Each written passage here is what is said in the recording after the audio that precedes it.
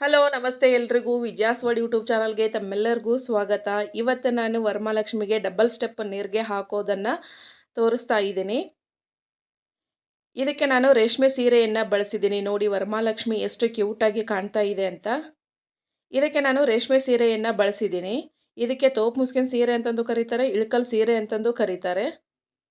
Maroon colour dark yellow border ತುಂಬ ಚೆನ್ನಾಗಿದೆ ಸೀರೆ. ಇದು ಪಲ್ಲು. ಇದು ಉಡುಪದರು ಸೊಂಟಕ್ಕೆ ಸಿಕ್ಸೋ ಭಾಗ ಇದು. ಇದನ್ನು ಸೀರೆ ಮಡಿಕೆಯನ್ನು ಬಿಚ್ಚಿ ನೀವು ಒಂದ್ಸರಿ ನೀಟಾಗಿ ಈ ಥರ ನೀವು ಫಸ್ಟ್ ಹಾಸ್ಕೋಬೇಕಾಗುತ್ತೆ.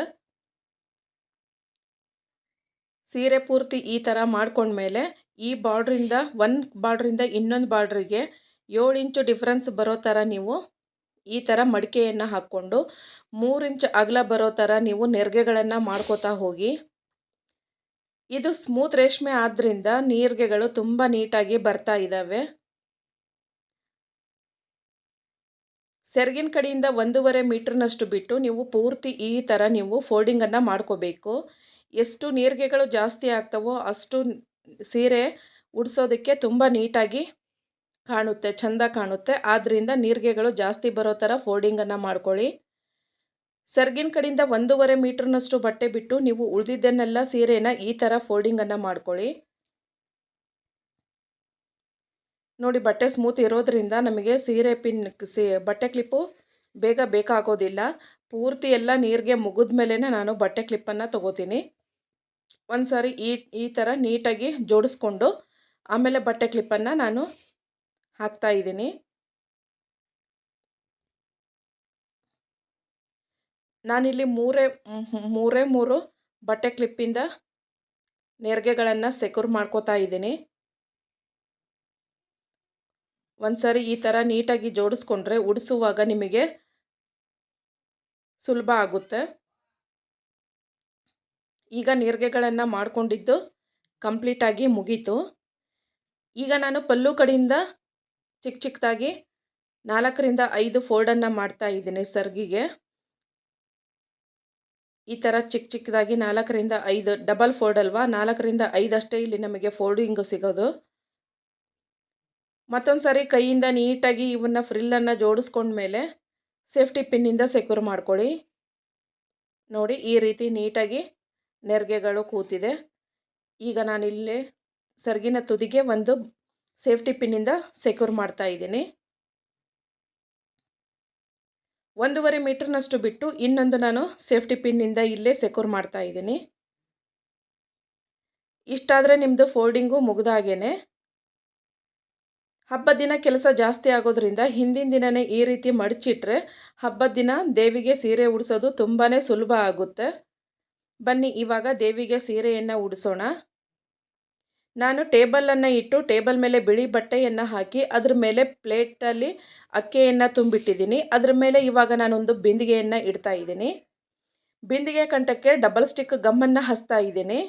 4 ಹತ್ರ ನಾನು ಈ ಥರ ಗಮ್ಮನ್ನು ಹಚ್ಚಿದ ಮೇಲೆ ಅದ್ರ ಮೇಲೆ ಸ್ವಲ್ಪ ಅದಕ್ಕಿಂತ ಚಿಕ್ಕದಾಗಿರೋ ಒಂದು ಕಂಠಕ್ಕೆ ಕೋಲ್ ಕಟ್ಟಿದ ಒಂದು ಬಿಂದಿಗೆಯನ್ನು ಇಟ್ಟು ಈ ರೀತಿ ನಾನು ಒಂದು ಟ್ಯಾಗ್ ಸಹಾಯದಿಂದ ಕಂಠಕ್ಕೆ ಲೂಸಾಗಿ ಒಂದು ನಾಟನ್ನು ಹಾಕೋತೀನಿ. ನೀವು ಈಗ ಬಟ್ಟೆಗೆ ಹಾಕಿದ ಸೀರೆಗೆ ಹಾಕಿದ ನೆರಿಗೆಗಳ ಕ್ಲಿಪ್ಪನ್ನೆಲ್ಲ ತೆಗೆದುಬಿಡಿ. ಈಗ ಕಂಠದಲ್ಲಿ ನೆರಿಗೆಗಳು 1 ಇಂಚು ಡಿಫ್ರೆನ್ಸ್ ಬರೋ ಥರ ಸ್ಟೆಪ್ಪನ್ನು ಹಾಕ್ಕೊಳ್ಳಿ. ಎಲ್ಲ ನೆರಿಗೆಗಳನ್ನು ಬಿಡಿಸ್ಕೊಳ್ಳಿ. ನೀವು ನೆರಿಗೆಗಳನ್ನು ಕಂಪ್ಲೀಟಾಗಿ ಬಿಡಿಸೋ ತನಕ ನಾಟೇನು ಹಾಕಿರ್ತೀರಲ್ಲ ಟ್ಯಾಗಿನ ಸಹಾಯದಿಂದ ಅದು ಲೂಸಾಗೇ ಇರಬೇಕು. ನೀವು ನೆರಿಗೆ ಸ್ಟೆಪ್ ಎಲ್ಲ ಕೂಡಿಸಿದ ಮೇಲೆ ಆಮೇಲೆ ಅದನ್ನು ಬಿಂದಿಗೆಗೆ ಕಂಠಕ್ಕೆ ಟೈಟ್ ಮಾಡಿಕೊಂಡು ನಾಟ್ ಹಾಕ್ಕೊಳ್ಳಿ.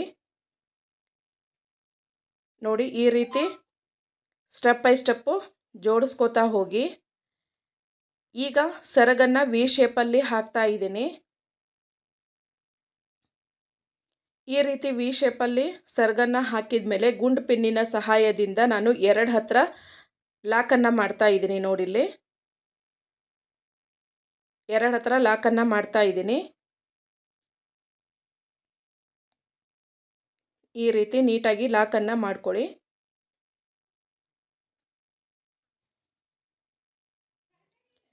ಈ ಗುಂಡು ಪಿನ್ನಿನ ಸಹಾಯದಿಂದ ಈ ರೀತಿ ನೀವು ಲಾಕ್ ಮಾಡ್ಕೊಳ್ಳೋದ್ರಿಂದ ಸೆರಗು ಜಾರಲ್ಲ. ಇಷ್ಟಾದಮೇಲೆ ನೀವು ಈಗ ಡಾಬನ್ನು ಹಾಕ್ಕೋಬೇಕಾಗುತ್ತೆ. ಡಬಲ್ ಸ್ಟೆಪ್ ನೀರಿಗೆ ಇರೋದ್ರಿಂದ ದಪ್ಪ ಡಾಬು ಚೆನ್ನಾಗಿ ಕಾಣಿಸಲ್ಲ. ಆದ್ದರಿಂದ ನಾನು ಸ್ಟೋನಿನ ಒಂದು ಡಾಬನ್ನು ಹಾಕ್ತಾ ಇದ್ದೀನಿ. ಇದು 2 ಲೇಯರ್ ಸ್ಟೋನ್ ಬಂದಿದೆ. ಇದನ್ನು ಸೊಂಟಕ್ಕೆ ಕಟ್ತಾ ಇದ್ದೀನಿ. ನೋಡಿ ಎಷ್ಟು ಚೆನ್ನಾಗಿ ಬಂತು ಅಂತ. ಚಿಕ್ಕದಾಗಿರೋ ಒಂದು ಡಾಬನ್ನು ಕಟ್ಟಿದರೆ ಡಬಲ್ ಸ್ಟೆಪ್ ನೀರಿಗೆ ಇದ್ದಾಗ ಚೆಂದ ಕೂಡುತ್ತೆ ಅಂದ್ಕೊಂಡು ಕೈ ಜೋಡಿಸ್ಕೊಂಡು ಈಗ ನಾನು ಕಳಸಕ್ಕೆ ಒಂದು ಕಾಯನ್ನಿಟ್ಟು ಮುಖಪದ್ಮವನ್ನು ಸಹ ಹಾಕ್ಕೊಂಡೆ.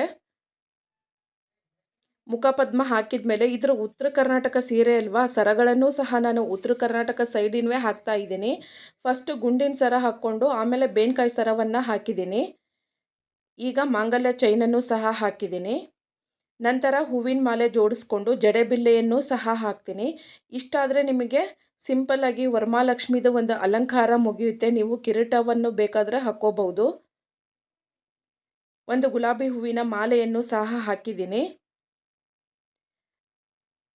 ಮತ್ತು ನಿಮಗೆ ಹೆಚ್ಚಿನ ಅಲಂಕಾರ ಬೇಕಂದರೂ ಸಹ ನೀವು ಮಾಡ್ಬೋದು. ಇವತ್ತಿನ ವಿಡಿಯೋ ನಿಮಗೆ ಉಪಯೋಗ ಆಗಿದೆ ಅಂದ್ಕೊಂಡಿದ್ದೀನಿ. Thank you for the watching.